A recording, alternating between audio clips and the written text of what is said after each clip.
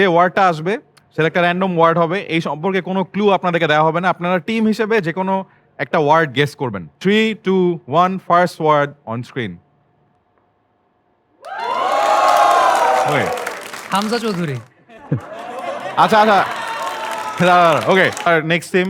Hamza Chowdhury Ballon কেন d'Or Ballon ডি'র? বলেই দিছে না ঠিক আছে।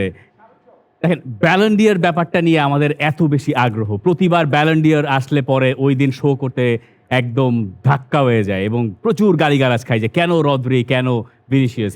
পুরো পৃথিবীতে আমরা যদি শান্তিটা আসলে আনতে চাই তাহলে আমাদের দরকার অবশ্যই বাংলাদেশি কাউকে, এবং বাংলাদেশি কেউ যদি ব্যালন ডি'র পায়, আমরা যদি বাংলাদেশ থেকে একটা ব্যালন ডি'র চালু করতে পারি, সেই ব্যালন ডি'র হামজা চৌধুরী ছাড়া আর কারো পাওয়ার কোনো উপায়ই নেই।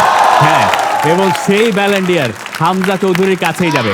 আপনি একবার এক্সপেক্ট করেন যে হামজা চৌধুরী তার ওই ঝাঁকড়া চুল নিয়ে স্টেজে উঠেছে, লিওনেল মেসি তার হাতে ব্যালন ডি'রটা তুলে দিয়েছে এবং Hamza Chowdhury the Ballon d'Or winner. Absolute cinema, তাই না? ভাই রে ভাই, মনে হলো দেখে ফেললাম চোখের সামনে ব্যাপারটা, না?